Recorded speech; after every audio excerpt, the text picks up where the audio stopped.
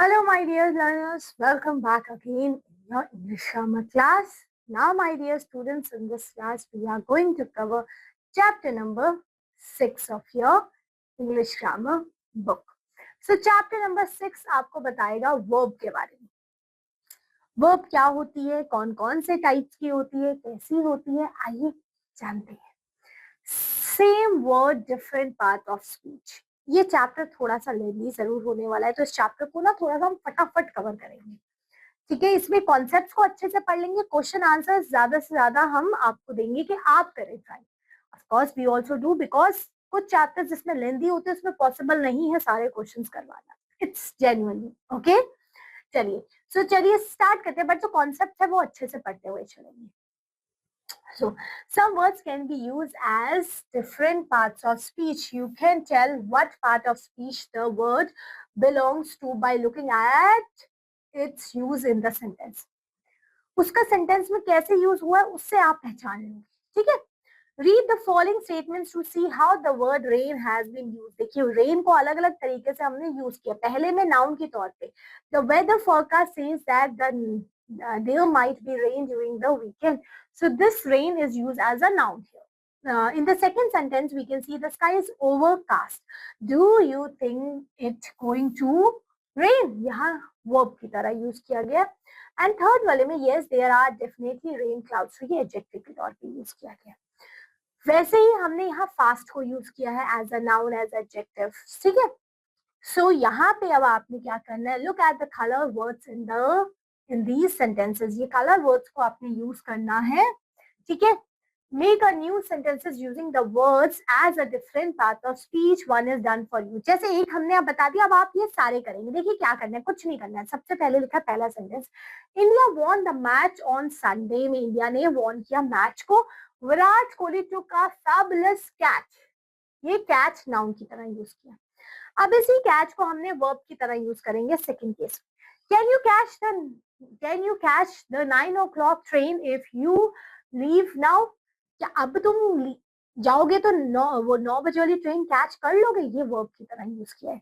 आगे ये जो वर्ड्स है इनको आप एज अ एडजेक्टिव और एज अ नाउन वर्ब की तरह यूज करेंगे. ओके. नाउ अब हम यहाँ देखते हैं. यहाँ पे 3 पिक्चर बनी हुई है. लेजी लेरी क्या कर रहा है? इसने किया test. Make 3 sentences of your own. उसने उसको एक क्वेश्चन पेपर में बोला था 3 सेंटेंसेस बनाने हैं तुमने. उसने 3 क्या बनाया? स्टॉप, हेल्प, गो. सिर्फ ये लिख दिया. फिर वो कहते हैं ऑल डन, ये तो हो गया मेरा काम. These are complete sentences. ये कंप्लीट सेंटेंसेस है? डेफिनेटली नो, ये कंप्लीट सेंटेंस नहीं है. स्टॉप अपने आप में कंप्लीट सेंटेंस, मतलब कंप्लीट सेंटेंस के फॉर्म में नहीं यूज कर. स्टॉप मतलब रुको. क्या रुको? पूरा मतलब नहीं पता चल रहा है इसमें. ठीक है. What part of speech do the word stop, help and go play in the sentences above? ये सब क्या है? Stop, help and go play. ये stop, go, ये जितनी भी चीजें ये verb है आपकी. ठीक है. ये क्या है? verb. उसी के बारे में लिखा है. देखिए, a verb is a word or a group of word that shows an action. बताए या तो वो कोई, या तो event बताए, या तो state of being बताए, तो वो हमारा हो जाता है क्या? verb. ठीक है. verb that shows action or an event is called action verb. ये action verb होती है जो किसी event के बारे में बताती है. And verbs that shows a state of being is known as linking verb. से हम उसको link करते हैं. ठीक है. एग्जाम्पल क्या है देखिए. Asad reads books. So यहाँ पे the verb read shows an action. Read एक action बता रहे कि वो पढ़ रहा है. Next, Tina ate a sandwich. यहाँ ate means खाना, वो एक action बता रहा है. I am happy. यहाँ पे the verb am shows a state of being. यहाँ पे जरूरी नहीं है सिर्फ आपको एक्शन हो, स्टेट का भी पता चल रहा है तो भी हम वो वर्ब कहते हैं. ठीक है. Like we see in these examples, some verbs are followed by noun which refer to a people or things. Book, sandwich. While some verbs are not, like am is not followed by a person or things in the sentences. So the noun person और things के बारे में बात हो रही है, वो followed होगा वर्ब एंड रिसीव करेगा वही एक्शन. जैसे लिखा है example, they saw a train. What did they see? Train. Answer मिल रहा है? बिल्कुल. So train is the object of the verb saw. देखिए ऑब्जेक्ट का कैसे पता लगता है, जब वो आंसर दे दे आपको क्या का, क्या देखा उसने, ट्रेन देखा, तो वो ऑब्जेक्ट है। जो जिस सेंटेंस में क्या का आंसर मिल जा रहा है दैट मीन्स उसमें ऑब्जेक्ट है, और तो इसमें ऑब्जेक्ट होता है वो ट्रांजिटिव वर्ब्स होती है, ठीक है। नेक्स्ट लिखा है वी एट आइसक्रीम, क्या खाया तुमने, आइसक्रीम खाया, सो आइसक्रीम इज अ ऑब्जेक्ट, ठीक है। नेक्स्ट, जया लाइक्स मी, कौन लाइक किया, जया लाइक किया, सो यहाँ पे we can see, so me is the object of the verb like, so me एक ऑब्जेक्ट है लाइक का, ठीक है। So the verb has and have also shows possession और रिलेशनशिप, हैज और हैव भी यूज किया जाता है पोजेशन शो करने के लिए, रिलेशनशिप बताने के लिए, has for singular, have for plural. I have a car, यहाँ पे पोजेशन बताया कि मेरे पास क्या है, गाड़ी है, so the verb have shows possession, so have possession show कर रहा है। Kritika has a sister, Kritika की क्या है, एक सिस्टर है, तो यहाँ पे भी रिलेशनशिप शो किया गया।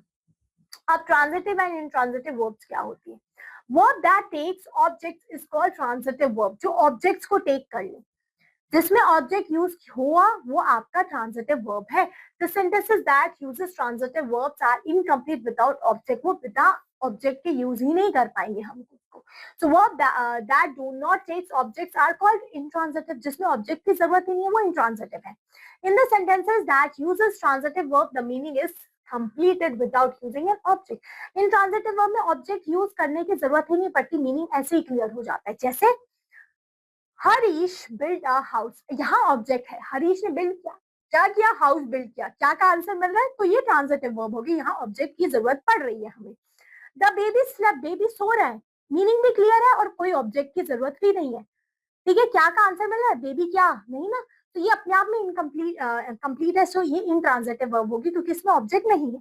द गर्ल स्माइल, ये भी आपका इंट्रांजिटिव है, गर्ल हंस रही है, इसमें कोई ऑब्जेक्ट की आवश्यकता नहीं है। वी रेस्टेड, हम रेस्ट कर रहे हैं, इसमें भी कोई ऑब्जेक्ट की जरूरत नहीं है, तो बाकी के जो तीन है ये इंट्रांजिटिव है, ऊपर वाला आपका सिर्फ ट्रांजिटिव हो जाएगा। अब आगे में ये देखिए बर्ड फ्लाई, इंट्रांजिटिव हो गया ये।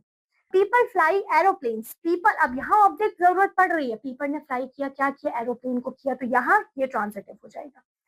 When I came home, Ankush was reading, यहाँ पे मैं जब आई, अंकुश was reading, अब अंकुश was reading को अगर हम देखें तो ये आपका क्या है, intransitive, object is not there in this. अब यहाँ पे देखिए, अब टिक करना है, फर्स्ट ट्रांजिटिव है या intransitive, the baby is sleeping, of course it is intransitive. Diya describe the scene to me, Diya ने मुझे डिस्क्राइब किया, किसने डिस्क्राइब किया, दिया ने डिस्क्राइब किया, आंसर मिल रहा है, ट्रांजिटिव हो जाएगा। आई कुक अ मील, मैंने क्या किया, मैंने क्या कुक किया, मैंने मील कुक किया, इज दिस ट्रांजिटिव, ऐसे करना है आपने, ठीक है। फिर क्या लिखा है, some sentences have two objects, दो ऑब्जेक्ट्स होते हैं, डायरेक्ट और इनडायरेक्ट ऑब्जेक्ट्स। आप नाम से पता है, डायरेक्ट ऑब्जेक्ट जो directly as object role play कर रहा है, इनडायरेक्टली जो इनडायरेक्टली रोल प्ले कर रहा है। So the direct objects answer the question what, direct object तो वो है जो व्हाट का आंसर देते, उसने क्या खाया, उसने क्या किया, क्या किया, उसका डायरेक्ट ऑब्जेक्ट जो डायरेक्ट उसका आंसर देते वो आपका डायरेक्ट ऑब्जेक्ट में आ जाएगा। जैसे हर्षा सॉ अ ट्री, सो यहाँ पे a tree is a direct object, उसने क्या देखा, ट्री देखा। Trisha gave Leela's a book, उसने क्या दिया, a book, so book is a direct object. Now indirect object, the indirect object answer the questions to whom, किसको दिया, to whom did Trisha give the book, to Leela, so वो indirect object हो जाएगा। जैसे यहाँ देखते हैं, read the following sentences and find out the verbs, direct object and the indirect object। देखिए यहाँ पे एक क्वेश्चन देखिए, my sister found me a nice file, मेरी sister फाउंड किया, it is a verb found, direct object क्या found किया, a nice file, एक प्यारी सी सुंदर सी फाइल की, इनडायरेक्टली मी, इनडायरेक्ट ऑब्जेक्ट हम मी रोल प्ले कर रहा है, ठीक है। वैसे यहाँ लिखा the teacher told us a story, अब यहाँ टीचर ने क्या किया, told, told is a verb, ठीक है, क्या किया, स्टोरी को टोल्ड किया, किसको किया, us is a indirect object, समझे, डायरेक्ट इनडायरेक्ट ऑब्जेक्ट जानना बहुत जरूरी है, ठीक है। प्रिया आस मी अ क्वेश्चन, प्रिया, अब यहाँ पे आस हो गया वर्ब, डायरेक्ट ऑब्जेक्ट क्या किया, क्या पूछा, क्वेश्चन पूछा, और me is a indirect object, clear, ऐसे करना है आपने, ठीक है। अब एक और चीज ध्यान रख लीजिए आप, इसमें क्या लिखा है, transitive verbs which requires one object, जिसमें एक ही ऑब्जेक्ट चाहिए होगा, मोनो ट्रांजिटिव वर्ब हो जाएगी, मोनो ही मीन्स है एक, एक चाहिए इसमें ऑब्जेक्ट।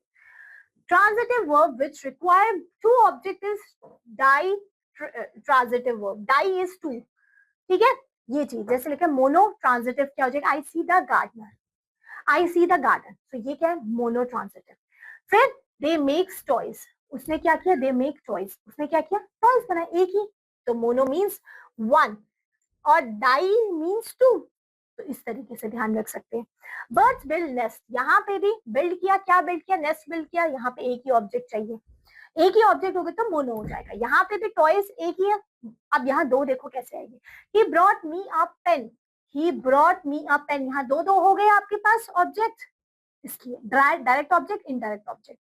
यहाँ पे भी she taught John's a lesson, lesson John's, two objects हो गए इसलिए।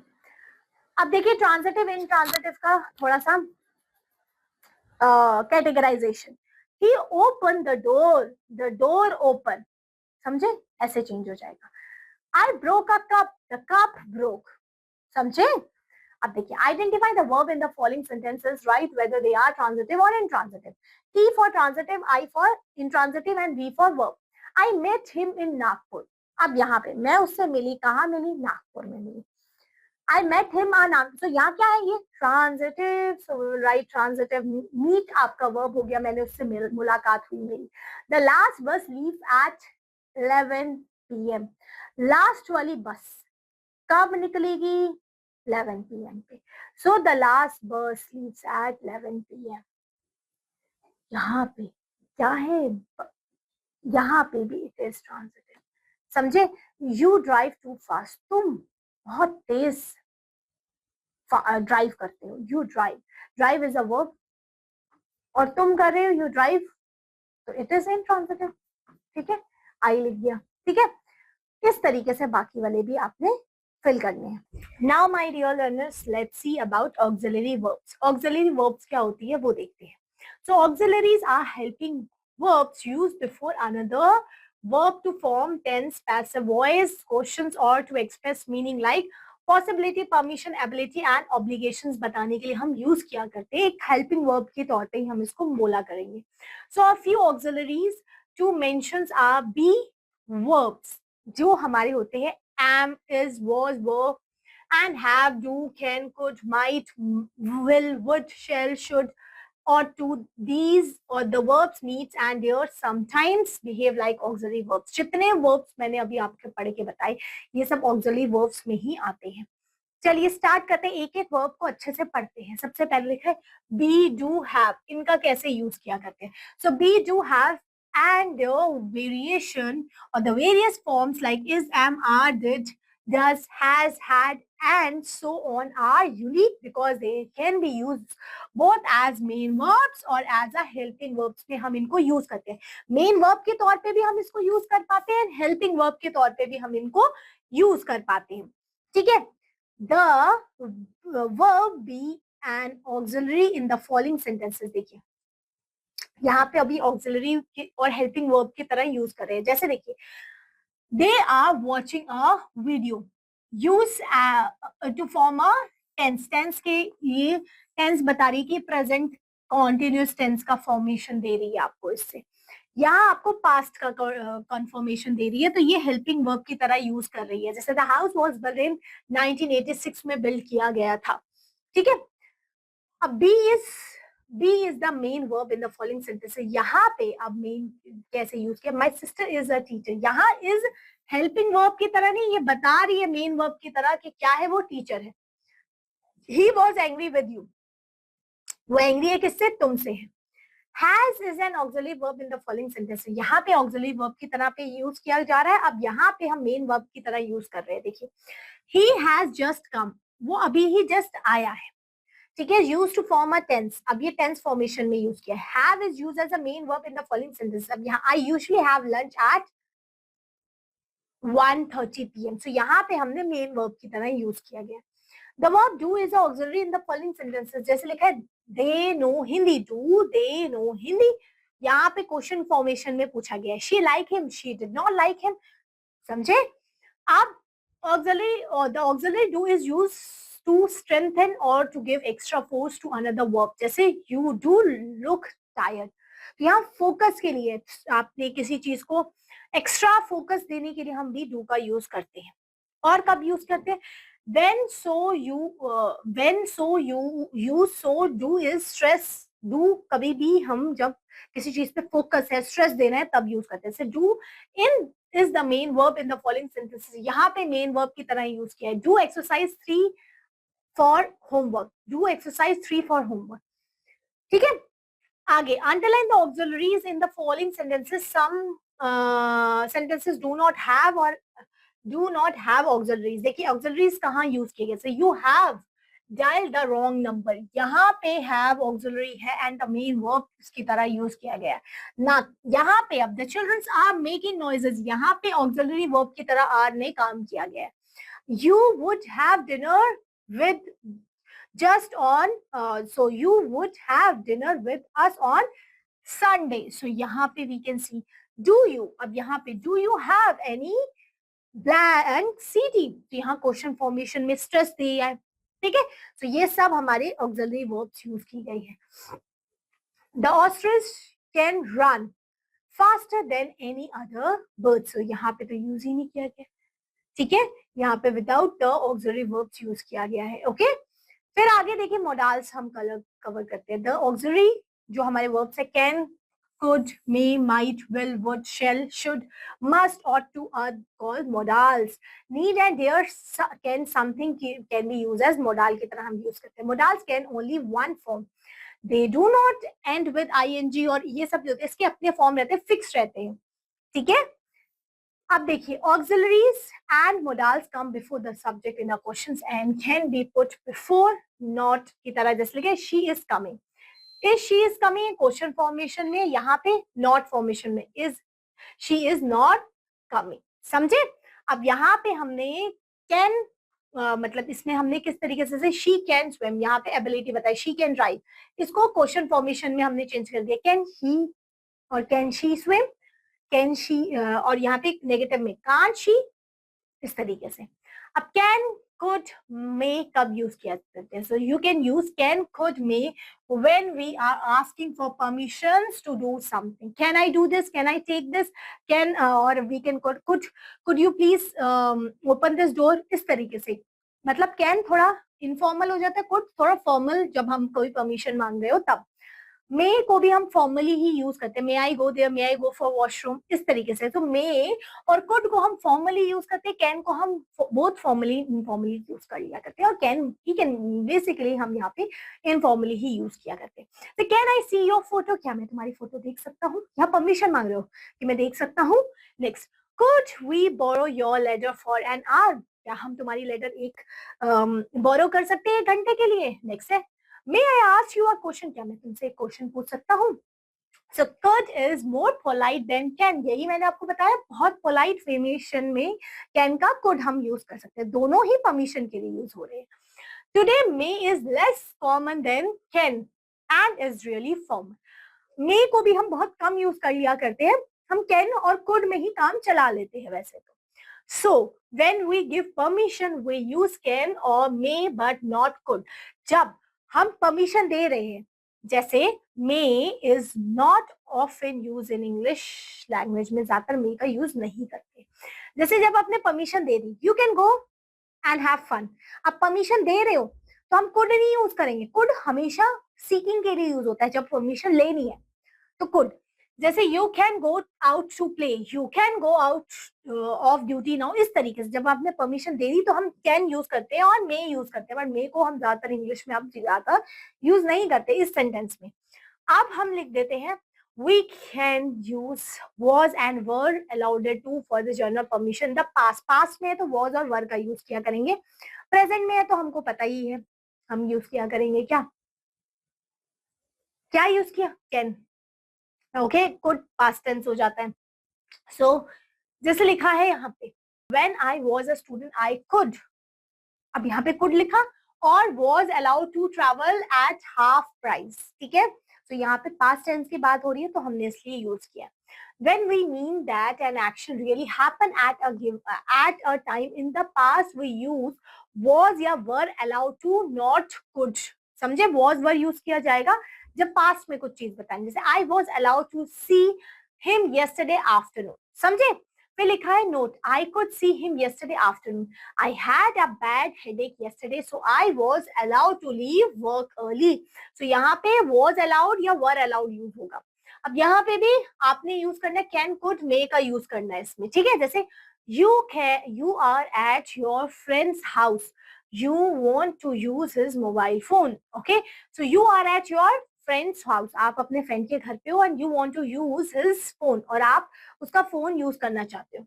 so could you please give me your phone, आप इस तरीके से यूज कर सकते हो. और अगर आपका दोस्त है, फॉर्मल है, तो can I use your phone, इस तरीके से. अब ये डिपेंड करता है आपका वो फ्रेंड, आप उसको एज अ फ्रेंड फॉर्मली है या इनफॉर्मली है. सो कैन कुड दोनों यूज होगा. You want to borrow your friend's camera, so आप आपके फ्रेंड कैमरा को आपने बोरो करना है. Can I take your camera,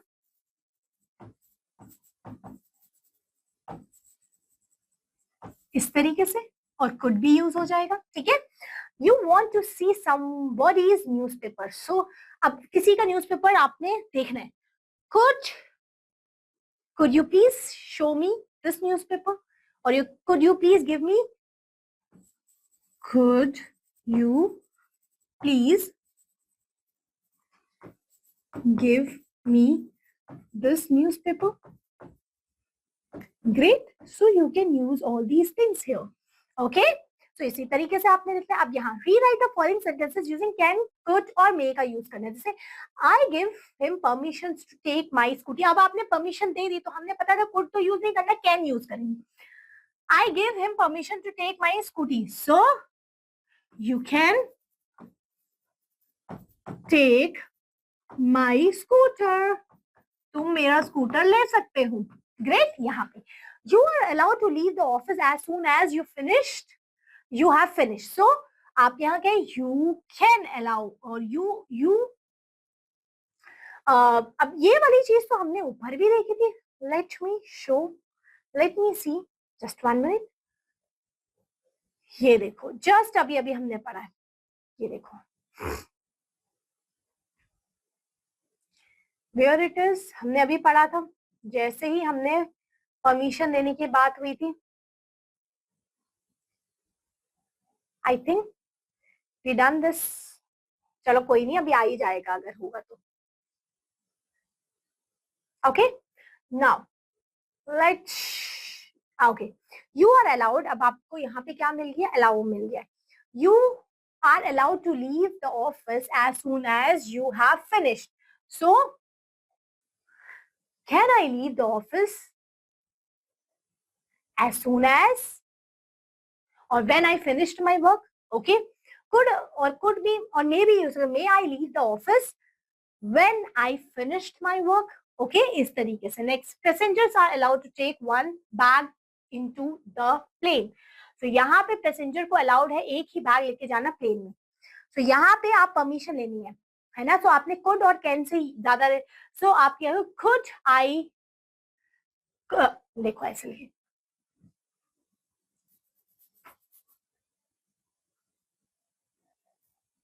we can write can here, और may भी also लिखते हैं.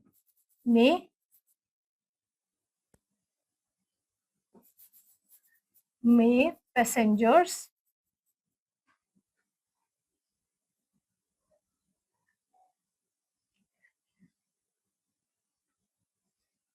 और इसमें हम क्वेश्चन फॉर्मेशन में भी पूछ सकते हैं. सी हियर क्वेश्चन फॉर्मेशन में कैसे मिलेंगे, कैन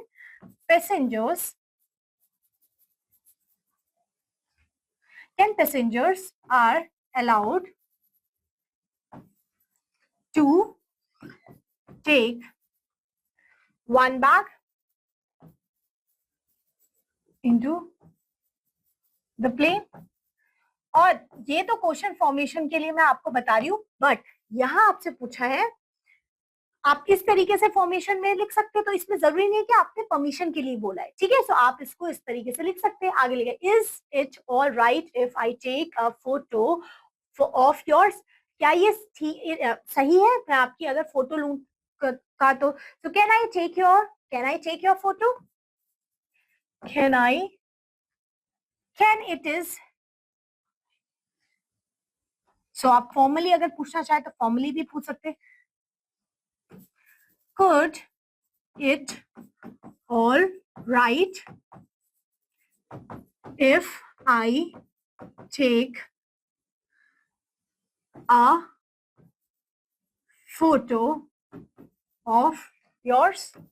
इसी तरीके से ओके सो समझे अब देखिए आगे क्या लिखा है can and could are also use to talk about ability permission के लिए तो था ही एबिलिटी के बताने के लिए कि हाँ ये मैं कर सकता हूँ could you do this can you do this इस तरीके से जब हमें एबिलिटी बताना so you we can we use can to talk about ability in our present और future में जब हमें ability बतानी हो जैसे example Tom is tall and he can reach the top shelf. अब उसकी एबिलिटी है कि वो टॉल है इसलिए वो उधर तक पहुंच पाएगा कैन यू स्विम अब आपसे पूछ रहा है आप स्विम कर सकते हो I can come and see you tomorrow मैं आऊंगी और तुमसे मिलूंगी कल In the present tense, be able to is a little more formal and less usual than can. So जैसे यहाँ पे is able to हम ज्यादा कम यूज करते हैं So Ben is able to speak 4 languages. यहाँ पे भी हम ज्यादातर फॉर्मली अगर हमें कुछ बताना होता तो be able to यूज करते थे He can able to do this. Can की जगह be able to be और is able to हम यूज कर लेते क्या बेटा is able टू इसका मतलब ही कैन की तरह ही है बट थोड़ा सा कैन इनफॉर्मली हो जाता है और इज एबल टू थोड़ा फॉर्मली हो जाता है we refer will be able to can when we are talking about future जब फ्यूचर के बारे में बताना तो विल लग गया बी एबल टू के आगे विल लग गया बस और कुछ नहीं जैसे लिखा I will be able to see the exhibition tomorrow I will be able to get a job soon इस तरीके से अब हमने पास्ट में बताना है for ability in the past we use could और was were able to use या तो could यूज कर लो या was were यूज कर लो जैसे लिखा ओजार्स could क्या है ride a bicycle when he was 5 समझे he could run very fast when he was at the school boy so यहाँ पे past बताया तो हमने could यूज कर लिया the negative of can is can't और cannot negative formation में यूज करते हैं है ना अब देखिए common error क्या है a girl fell into the river but fortunate we could save her from drowning. ये नहीं लिख के a girl fell into the river but fortunately we were समझे हमने ये यूज किया able to could save her we were able to समझे हमने पढ़ा है ना was were के साथ able to ठीक है सो नेगेटिव सेंटेंसेस में क्या होगा तो यहाँ पे आपका could का could not हो जाएगा कुड बताता है एबिलिटी पास्ट में वॉज एबल टू बताता है एबिलिटी और एक्शन दोनों को बताते हैं ये चीज हाईलाइट कर लीजिए ठीक है in the negative sentences however could may be used in place of was and were की जगह पे हम यूज करते हैं जैसे he can't run fast but he could not वो भाग सकता था बट वो भागा नहीं तो कुड नॉट यूज कर लिया अब यहाँ लिखा देखिए complete the sentences choosing the correct word from the brackets if both answer are correct write more likely one luckily I had my camera with me. Luckily मेरे पास कैमरा था मेरा so I fill in the blank. Take some photos. So I could take some photos या फिर I was able to. So I was able to take some photos. Okay? ये बता रहा है ability और एक्शन को ये तो कोई पास्ट अगर एबिलिटी हम पास्ट में मैं करता था मैं जब मैं छोटा था तो मैं इतना भाग लिया करता था ये सब है ना वो होगा तब हम लिखेंगे could okay now we fill in the blank see her on Saturday evening so we will be able to ये यूज होगा we will be able to see her कब on Saturday evening next I fill in the blank finish the work tomorrow so I will be able to finish the work tomorrow so here these things are correct when he was very young जब वो young था तो यहाँ पे आ जाएगा he could play tennis very well अब यहाँ पे मेरा past की कोई मेरी habit बता दी गई है so यहाँ पे was were able to नहीं होगा was और were के साथ able to नहीं यूज किया जाएगा ना हम इसकी जगह सुटेबल कुड यूज करेंगे क्योंकि कुड हमें पास्ट की कोई आपकी हैबिट बताने के लिए यूज होते हैं this sum is very easy anyone fill in the blank do it so anyone can do it ठीक है तो इसमें विल बी क्यों यूज कर लेंगे हम कैन यूज करेंगे नॉर्मल सेंटेंस है नॉर्मल बताना है हमने एट द एज ऑफ 5 जब वो 5 का था, एट द एज ऑफ 5, ये मतलब पास्ट का बता रहे हैं. ही कुड, जब वो पता है 5 साल का था तो वो कर लिया करता था, रीड कर लिया करता था, इस तरीके से. बेस्ट. अब I am hoping so, can, could, may easily आप सॉल्व कर लोगे. आगे देखते हैं. मे, माइट, कुड कैसे यूज करेंगे. देखिए, may, might, could are used to say that something is possible or that is likely to happen in the present और future में वो चीज होगी. might happen, I might go there. okay, he may, मतलब may तो नहीं उतना, पर might यूज कर लेते हैं. might be, maybe I will go there, इस तरीके से. so it may or might rain, it may or might go to the party tonight. सो यहाँ पे मे और माइट दोनों ये आपको प्रेजेंट और फ्यूचर में कोई चीज की आशंका होने के लिए हम यूज करते हैं. We use could to say something is possible. Could वही कैन का ही पास्ट टेंस वाला कुड यूज हो जाता है. और कुड हम एक तो पास्ट टेंस में भी, और जब हमें कोई चीज की पॉसिबिलिटी बतानी है, जैसे he could top the class if he tries, वो टॉप कर लेगा अगर उसने ट्राई किया तो. इसी तरीके से अब यहाँ देखिए, read the following sentences using the words given in the bracket. There is a possibility of rain tomorrow. So could का, it could be. So we will write it और could के साथ बनाना है. It could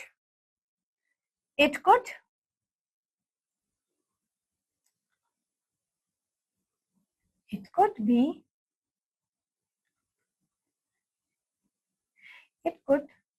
it could be possibility of rain tomorrow. ठीक है, question mark के साथ पूछेंगे might की जगह. Perhaps I will visit Varun today. I might visited Arun today. Okay, so will भी नहीं होगा, might लग गया. ठीक है. Infinities. अब infinity में we often use to plus base verb use किया जाएगा इसमें. जैसे देखिए फर्स्ट लिखा है as the object of some verbs, जिसमें हमने mean, love, prefer, want, agree, refuse, try, learn, plan, etc. Use किया जाएगा. जैसे इसमें देखिए टू के साथ हमने बेस वर्ब यूज की जाएगी इसमें. जैसे लिखा देखिए, ये सब बेस फॉर्म ऑफ वर्ब है. ठीक है, मतलब इसके ये चेंज नहीं हो पाती. ठीक है. To prefer to stay home and read a book. So to stay it is infinity. Okay, they don't change. To के साथ लगती है. ओके, नेक्स्ट लिखा है teachers agree to read Mayank a story book. Next है सब्जेक्ट. एज अ सब्जेक्ट के तौर पे हमने यूज किया. To err is a human, to give is tiger. Okay, to state a purpose के लिए हमने यूज किया. To use a pen to write. To went to a story to buy a milk. Now, with some adjectives to comment on some actions. देखिए यहाँ पे भी हमने use किया. It is convenient to know a good doctor. He can help us if we fall ill. समझे. तो इस तरीके से हमने इन सभी को यूज किया गया है टू को. अब देखिए यहाँ पे आप यूज कर पाते हैं कि नहीं. Complete the following sentences with the infinite verbs को यूज करना है. Would you give or would you like fill in the blank some gifts from this shop. So आप क्या करेंगे. Would you like to buy. Of course gifts है तो आप क्या करोगे, कट करोगे क्या उसको, गो करोगे, ड्रिंक करोगे, मेक करोगे, रिमेम्बर ना. So to buy. समझे, ये हमेशा टू के साथ आते हैं. नेक्स्ट है we use a knife. अब नाइफ को क्या करते हो बेटा, टू कट करेंगे वेजिटेबल्स. ठीक है. Bittu mom can I stay at home today. Mom कहती है no you have fill in the blank to school. So you have to go to school. तुमको तो स्कूल जाना है आज. वैसे ऐसे तरीके से यूज कर लेना है. Easy. Now let's see. Sometime the infinite form is use without to. कभी कभी जरूरी नहीं है टू के साथ ही यूज होगा, टू के बगैर भी होते हैं. ठीक है. This is called the bare infinity. जब टू के इन्फिनिटी, जब वो टू के साथ हो रहे, बेयर इन्फिनिटी में टू नहीं यूज होता है. It is use after modal auxiliary verb. Shall, मतलब तब यहाँ पे आ जाता है आपकी मोडाल ऑक्सिलरी वर्ब्स आ जाती है इसके साथ. ठीक है. शेल आ जाएगी, शुड आ जाएगी, will, would, might, may, can, could, ये सब हमने पढ़ी है. After other verbs like let, make, help, should, see, hear, listen, watch, feel et cetera use किया जाएगा. जैसे यहाँ देखो, I must read that book. Read is that one, but we don't use to here. We use must here. तो ये क्या है, modal auxiliary verb है. Next, I dare not go to the school without doing my homework. अब go की जगह dare not आ गया यहाँ पे, समझे. अब देखिए इसको फिल करिए यहाँ पे. Now complete the following conversation with the bare infinitive verbs को आपने यूज करना है. नाउ देखते हैं कैसे. बेयर इन्फिनिटी वर्ब्स आपके समझ में आ गए ना. यहाँ पे आप शेल भी यूज कर सकते हैं, ठीक है, कुड भी यूज कर सकते हैं, कैन भी यूज कर सकते हैं, विल, वुड, समझे, कुछ भी यूज करिए, बस यूज करना है आपने, ठीक है. माइट, चलिए. Jaya, did you here a noise last night? क्या तुमने कल, लास्ट नाइट, कल, कल की बात हो रही है, सुना था कोई आवाज वूज? देन छाया कहती है yes I heard the dog. अब डॉग क्या करेगा, बार्क करेगा. डॉग क्या कर रहा था लास्ट नाइट, तो हम क्या कर देंगे यहाँ पे, उसने क्या देखा लास्ट नाइट, उसने देखा होगा कि वो dog, yes I heard the dog bark. Bark के साथ क्या आ जाएगा, I heard the dog could bark. But I heard not fill in the blank out and fill in the blank if anyone was there. So अब देखो, but I dare not, अब not के साथ तो आ जाएगा look out and fill in the blank if anyone was there. Okay, now let's try here the bark come. Okay, फिर यहाँ क्या आएगा देखिए, once. इन्हीं में से हमने चूज करना है, ठीक है. तो इनमें से देखिए कौन सा वाला आएगा. ऑफ कोर्स उसने देखा डॉग क्या कर रहा था, बार्क कर रहा था. But I dare not go out, मैं बाहर नहीं गया. And look if anyone was there, और मैंने ये देखा कि कोई है तो नहीं आसपास, ठीक है. Next, Jeetu, please help me fill in the blank the garden. Garden को क्या करना होगा, cross the garden. I saw a fill in the blank snake. स्नेक क्या करा होगा, snake, snake fill in the blank out from the hole and I dare not go alone. यहाँ पे go आ गया and snake, snake is Tedur slither, okay. और we can call climb भी हो सकता है. The snake climb out. Slime क्या हुआ, बाहर आ गया, okay. This slime climb out, okay. Now let's see. We can combine two sentences into one using, जब हम ये सबका यूज करें, adjective, adverb plus enough plus to infinity. enough positive का सेंस देता है आपको, ठीक है. टू जो हम यूज करते हैं as notice above has a negative sense. To हमें नेगेटिव का सेंस देता है, ठीक है. Sadie is very strong. He can lift the weight. अब यहाँ पे हम कैसे यूज कर रहे हैं देखिए. Sadie is strong enough to. यहाँ पे वो इतना enough है कि वो वेट कर सकता है वेट को. क्योंकि ये पॉजिटिव था, इसमें हमने पॉजिटिव का यूज किया. अब आगे लिखा है देखिए, you are quite old, you ought to know better. अब तुम काफी ओल्ड हो गए हो, तो इसमें क्या है, you are old enough to know better, ठीक है. फिर देखिए यहाँ पे अब कैसे यूज किया जा रहा है आपका. The bag is quite light, I can carry it. The bag is light enough to carry. समझे यहाँ पे कैसे, द बैग इज, इस तक, द बैग इज तक तो यही लिखा. क्वाइट लाइट की जगह क्या लिख दिया हमने, light enough to carry it, okay. अब यहाँ पे भी देखिए क्या लिखा है. To infinity is the last example of the passive meaning for noun or pronoun may be introduced in such cases. देखिए example, the bag is light enough for me to carry. यहाँ पे कैसे लिखा है, the bag is light enough. यहाँ पे आपसे लिख दिया the bag is light enough for me to carry. समझे, यहाँ पे जो noun और pronoun लिखा है ये यहाँ यूज किया गया है, ठीक है. फिर क्या लिखा है, combine the following pairs of sentences into one using to or enough with the to infinity. देखिए कैसे यूज करेंगे. Vinod is very poor. So Vinod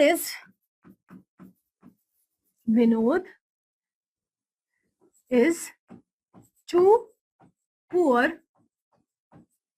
He can't buy a bicycle. Vinod is too poor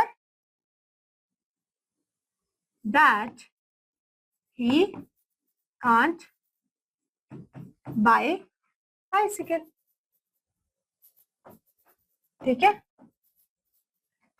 Next, they were very tired. They could not go any further.